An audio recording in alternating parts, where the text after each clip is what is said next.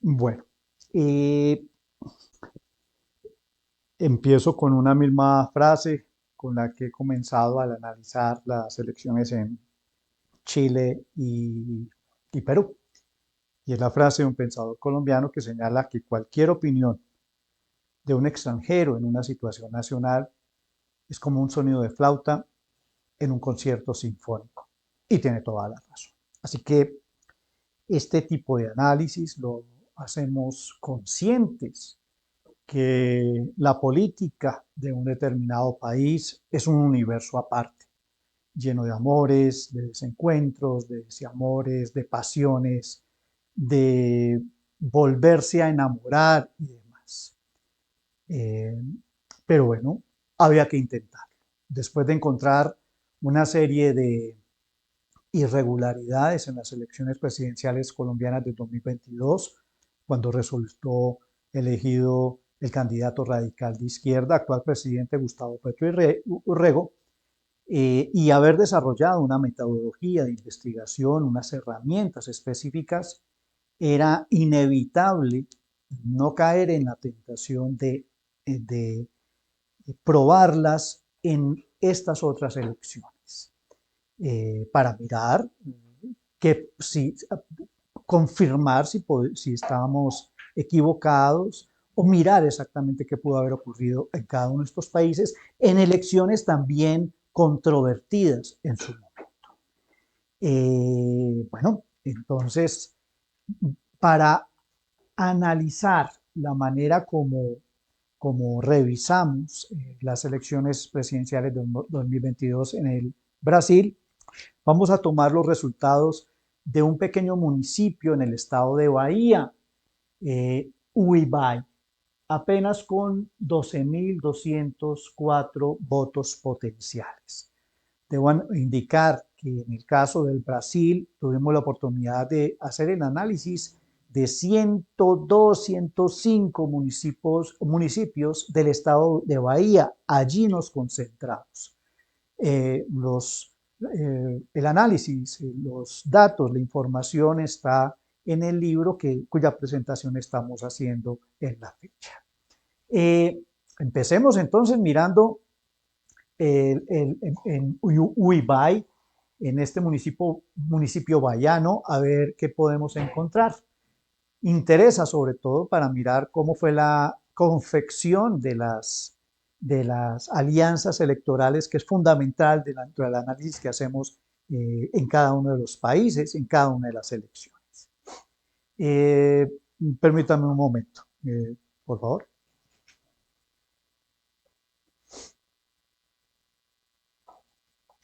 ¿Listo? Bueno. Bueno, entonces aquí podemos ver 12.200 votos en Uruguay. La participación electoral es de 76%. Los votos de los candidatos totales fueron 9.349 y pusimos en el listado los más, no los más importantes, digamos los que tuvieron mayor votación. Lula Bolsonaro, Ciro Ferreira, Simón Nazar y Soraya Vieira. Los otros son minoritarios y los pusimos en un mismo conjunto de votantes.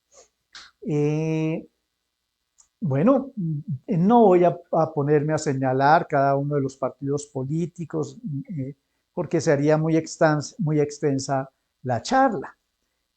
Ustedes de todas maneras harán el análisis respectivo, contrastarán la información que estoy suministrando acá para ver si acertamos o por el contrario, si nos equivocamos. Esperamos haber acertado.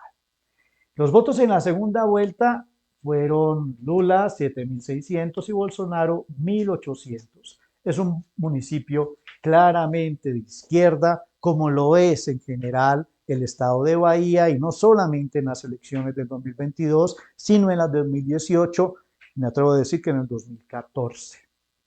Eh, Debo anotar que hay una variable que cambia por completo el análisis en Brasil y en el Perú cuando se pretende hacer la comparación con las elecciones colombianas, que es de donde venimos nosotros. Y esa variable es que en el Brasil y en el Perú el voto es obligatorio. Entonces eso cambia un tanto la perspectiva porque el análisis que se hace en el libro parte de que el voto es espontáneo, voluntario, y ese es un factor que hay que tener en cuenta para los analistas, los investigadores que quieren participar en esta investigación. Y esto lo digo por los altos niveles de participación electoral, 76% en la primera vuelta y 78% en la segunda, que por supuesto pueden deberse a esa obligatoriedad en la votación. Bueno, construimos entonces las primeras alianzas. Señalamos los votos de la primera vuelta, los propios, 7.300 que recibió Lula, Bolsonaro 1.644. Ponemos como aliados de izquierda a Ferreira, y Simón Nazar Tebet. Entonces aquí sumamos los dos votos, de 221 más 90, 311. Debo indicar que dentro de la preparación del libro, pues revisamos la plataforma política de los partidos, de los candidatos, su historial, algunos videos, exposiciones y demás en la fecha anterior a las elecciones. Entonces, por ejemplo, en el caso de Ciro Ferreira, se observa al momento de hacer su adhesión a Lula que la hace forzado por las circunstancias. Es decir, él es de centro izquierda, lo percibimos así, vota por Lula, no tanto porque le guste Lula mismo, sino porque no es capaz de tolerar de nuevo en el poder a Jair Bolsonaro. Por eso es que está votando por él. Entonces, y así lo expresa, así lo dice en su intervención. Así asumimos que es la postura de sus votantes. Eso es lo que asumimos, que en una confrontación electoral de carácter fuerte, que es la que se da en el Brasil, donde hay una corriente fuerte de derecha que lidera Jair Bolsonaro, contra una fuerte de izquierda, no tan radical como la de Lula, no tan radical comparada con las de Gustavo Petro en Colombia, o Pedro Castillo en el Perú, o Boric en Chile, pero de todas formas de izquierda y un tanto más hacia el extremo. ¿Qué concluimos? Que un votante de la línea política del movimiento político trabalista, ¿no? Laborista de Ferreira, iría necesariamente a votar por Lula da Silva. Esa es la conclusión a la que llegamos. En el mismo sentido, con los seguidores de Simón Nazar Tebet, la señora Simón Nazar Tebet, quien efectivamente incluso, pues ya sabemos, estuvo dentro del gabinete de ministros o ha estado en el gabinete de ministros de Lula da Silva, desconozco si estará en la actualidad. Para la derecha, aquí no hubo aliados para el Bolsonaro, no hubo aliados para Bolsonaro, no pusimos aliados para Bolsonaro en la derecha. ¿Por qué? Soraya Vieira Tronique es de derecha también. Hicimos el análisis, sus posturas y demás, pero ella sí fue muy clara al dejar en libertad a sus seguidores, a sus votantes, para tomar cualquiera de las posiciones, ya fuera por Bolsonaro o por Lula da Silva. El presidente de su partido, no encuentro el nombre ahora, por aquí lo tengo, también hizo esa manifestación. Entonces, la única persona que dejamos como no ubicable es a Soraya Vieira Tronique, observando que de pronto Lula da Silva no era visto como un peligro para el statu quo en el Brasil por parte de empresarios, por parte de estudiantes, posturas libertarias y demás, y de pronto podían optar por él, al menos los seguidores de Soraya. Los seguidores de Bolsonaro irían a votar por Bolsonaro por encima de cualquier cosa. Tenía la misma posición de Ferreira, No, perdón, ellos sí. Ferreira lo hacía regañadientes. Los seguidores de Lula lo adoraban, de Bolsonaro lo adoraban y iban a seguirlo hasta el final y así lo hicieron. Entonces, por eso no le pusimos a la derecha ningún aliado y dejamos como no ubicable o indecisa Soraya. Pusimos por simplemente por no entrar en detalles y atendiendo la baja cantidad de la votación a los demás candidatos como no ubicables, pero allí era por no discutir en el asunto, no hacerlo más manejable el análisis. Ya ustedes podrán profundizar en el tema, pues seguramente lo van a hacer. Ya con esta información pasamos a hacer la proyección de los votos hacia la segunda vuelta. Entonces, asumimos que los votos en la segunda vuelta de Lula, los propios, van a aumentar a 7.498. Al aumentar la participación ciudadana, los votos proyectados aumentan también. Los presupuestados de Bolsonaro irían a 1.680, 318 subirían los aliados de Lula, o 7 voticos más, y, y haciendo las sumatorias, se estimaba que Lula iría a recibir 7.800 votos, mientras que eh, eh, Bolsonaro recibiría 1.680 votos apenas. O sea, iba a ganar la izquierda, claramente de entrada se sabía, pero interesaba ver el comportamiento adicional. Miremos. No dejemos entonces los resultados de la segunda vuelta eran 7.600 y 1.800, ¿ve? No muy distantes. Cuando hacemos los votos nuevos, cuando hacemos la sumatoria, pasa algo extraordinario que no habíamos visto en ninguna de las otras elecciones latinoamericanas revisadas. Ya dijimos Chile, Perú, Colombia y Brasil. Porque la migración electoral en Chile, en Perú y en Colombia es hacia el candidato de izquierda, masiva electoral. Ese comportamiento extraordinario, extraño y sospechoso. Y aquí, oh sorpresa, la migración electoral no es hacia el candidato triunfador, sino al perdedor, es decir, hacia Bolsonaro. Entonces, al hacer la resta de los votos nuevos frente a los obtenidos, o más bien de los obtenidos en la segunda, mientras los nuevos, Lula pierde 755 votos y Bolsonaro gana 211 votos. Estos son los de Soraya 45 ya proyectados. Estos son los 11 proyectados de lo minoritario, nos da 56. Esta cifra tiene siempre que ser igual por obvias razones. La proyección se hace bajo las mismas variables a cada uno de los bloques. El único que, por ende, el único que falta por establecer es el de los indecisos, que debe ser igual a los votos nuevos de Lula. Viendo los votos, distribución de los votos de los indecisos, se evidencia lo extraordinario de la votación, porque resulta que todos los votos indecisos se habrían dirigido a Bolsonaro, no al candidato ganador, como ya lo dije, como en las otras elecciones, sino a Bolsonaro. Y eso también es extraño, eso no tiene por qué suceder. Es que lo extraordinario no es que se vaya para un lado o para el otro. Lo extraordinario es que los votos indecisos se deberían dividir. Eso es lo extraordinario.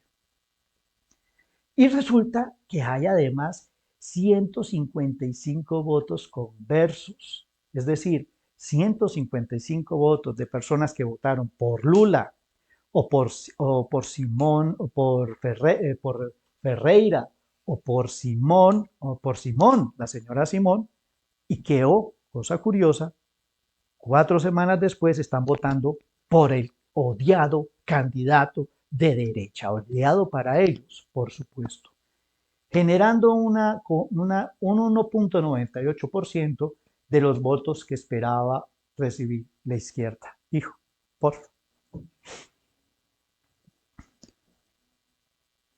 Entonces,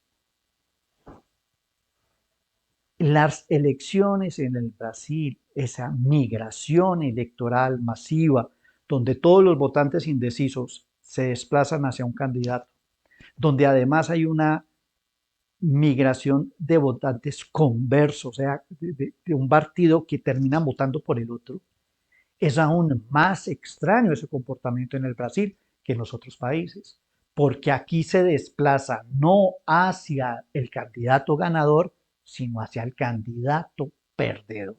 Miremos algunos municipios más grandes en Bahía. Creo que también tenemos los resultados nacionales en el Brasil y hagamos el análisis respectivo. Miremos entonces, por favor.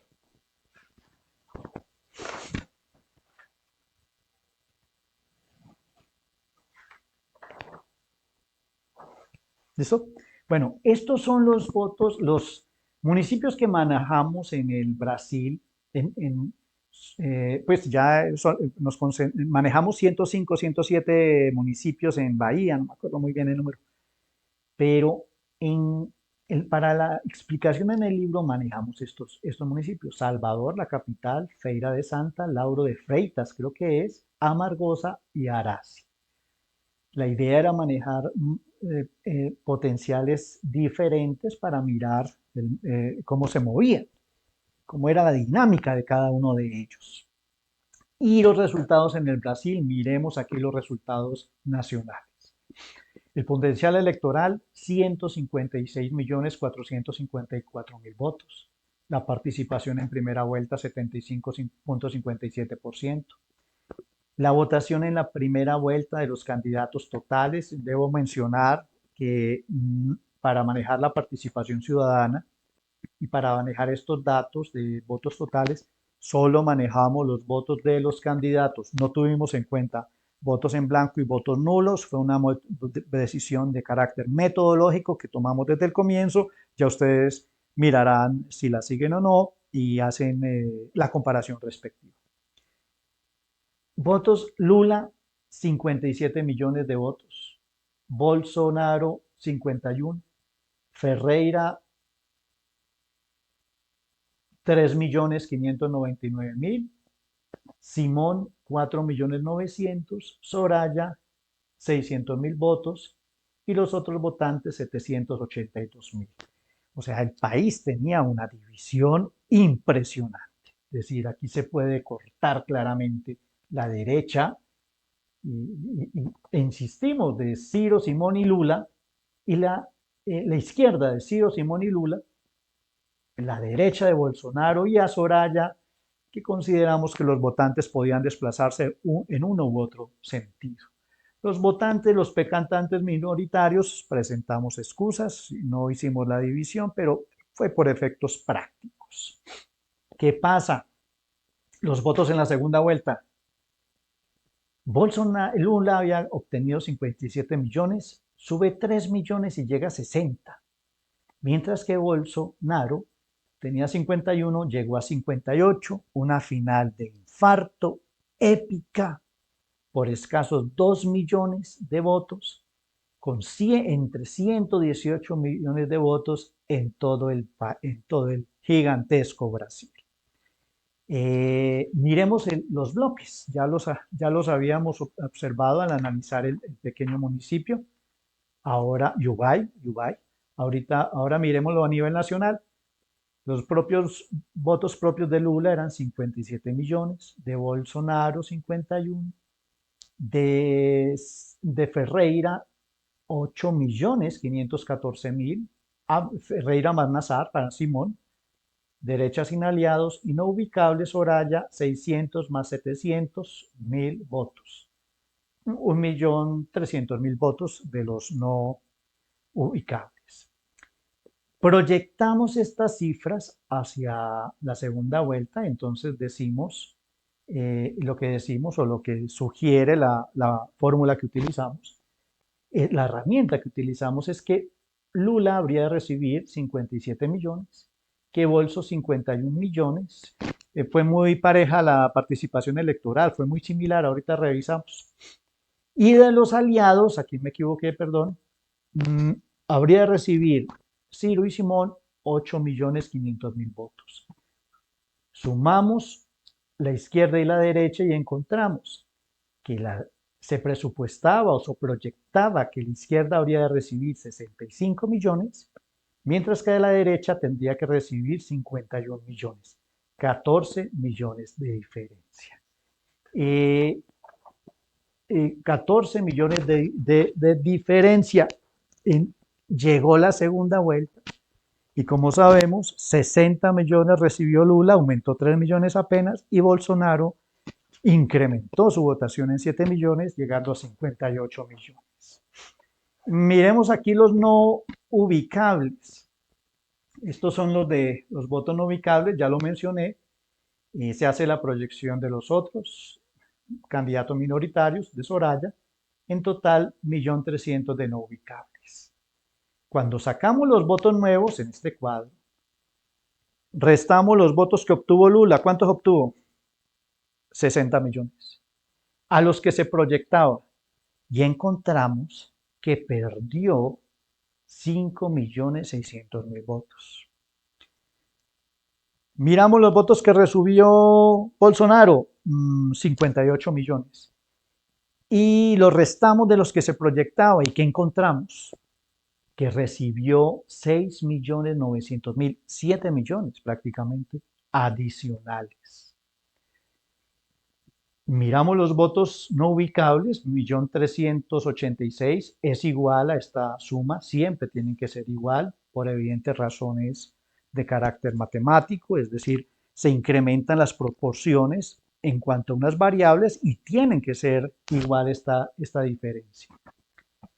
¿Y qué es lo que ocurre entonces? Cuando pasamos a ver los votantes indecisos, vemos que Bolsonaro a nivel nacional, vean ustedes, obtuvo el respaldo, sí, de todos los votantes indecisos, 1.386.000. Todos los votantes indecisos de Soraya se fueron con él y de los minoritarios. Uno puede decir, bueno, puede ser, de pronto eran más de derecha de lo que pensábamos, sí, pero lo que resulta extraordinario es que 5.600.000 personas a nivel nacional que habían votado por el candidato de izquierda terminaron en contra de los criterios orientativos que desarrollamos en el libro que se presenta, eh, votaron en contra, es decir, hubo una conversión política en menos de 4 semanas, lo que no tiene sentido. Esos 5.600.000, sospechoso de aquí a cualquier lado, lo mismo que los votos indecisos hacia un solo lugar. Hijo.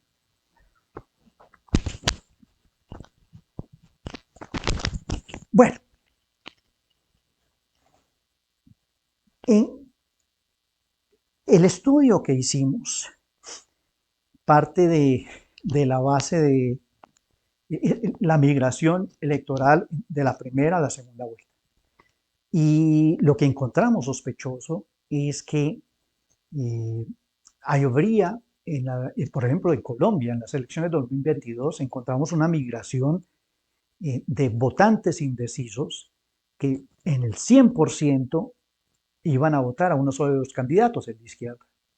Sumado a una conversión política bastante grande de votantes de derecha fuerte, de uribistas, seguidores del expresidente Uribe, y que iban a votar por un candidato de una izquierda radical, antiguo guerrillero, es decir, algo que no tenía como una lógica electoral.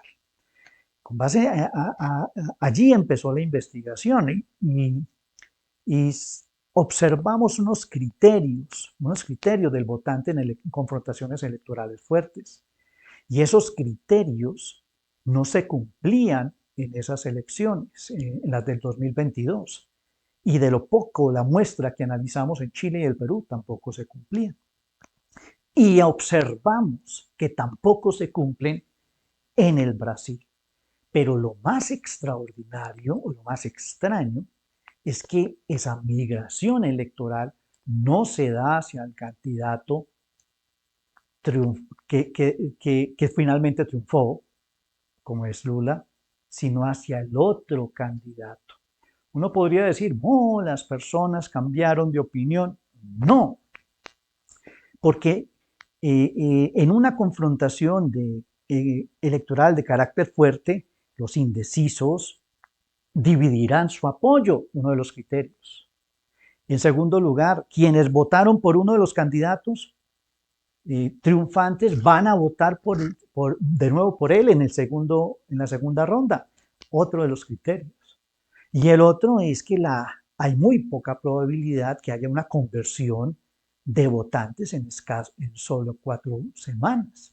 Y aquí se ha dado un fenómeno de conversiones masivas, lo que al analizar las elecciones del 2014 y 2018 en Colombia, por supuesto que no se observa. Bueno, volvamos al Brasil. ¿Qué hubiera pasado si las alianzas hubieran funcionado? ¿Qué hubieran pasado si se hubiera cumplido con los criterios en confrontaciones electorales fuertes? Lo que hubiera ocurrido es que Lula hubiera recibido el apoyo de su gente, 57 millones. Bien. Los 4 millones de Simón, los 3 millones de Ciro y aquí pusimos la mitad de Soraya, por solamente poner un ejemplo. No estoy seguro si aquí me equivoqué. Tendría que revisar si me equivoqué. Miremos de una vez acá los votos. Primera vuelta, Ciro 3 millones y medio y Simón 4 millones 900. Sí, así fue. Ah, ve. Sí, señor, 4 millones, sí, está bien. Bueno, si se hubieran cumplido los criterios en mención, Lula hubiera recibido 66 millones de votos. Y si se hubieran cumplido los criterios, Bolsonaro hubiera recibido 51 millones de votos apenas. Que observamos entonces una distancia de 15 millones de votos. Y finalmente la diferencia fue mínima, de 60 y 58, 2 millones de votos apenas. Bueno, el libro que presentamos tiene dos partes. En una parte tratamos de ceñirnos a un rol académico, que es presentar las cifras, señalar lo que pudo haber sucedido, es decir, presentando la información de la forma más clara y objetiva posible y mostrando, por supuesto, la falta de coherencia, pero de manera objetiva. Pero hay otra parte que llamamos apuntes de investigador, donde ya nos salimos de ese rol estricto y rígido académico y pasamos a hacer un análisis más a conjeturar qué pudo haber pasado. Y hacemos el análisis partiendo incluso de la base de la existencia del fraude electoral. ¿Qué ocurre? Primero que todo, efectivamente encontramos un desplazamiento electoral que se riñe con los criterios orientativos del votante en confrontaciones electorales fuertes, que fue lo que desarrollamos en las elecciones, en el libro al estudiar las elecciones colombianas. O sea, tenemos una base para señalarlo. Y el hecho que se haya desplazado al candidato perdedor no le resta la sospecha que se genera sobre esa migración masiva electoral. Entonces, ya poniéndonos en el plano del analista, del investigador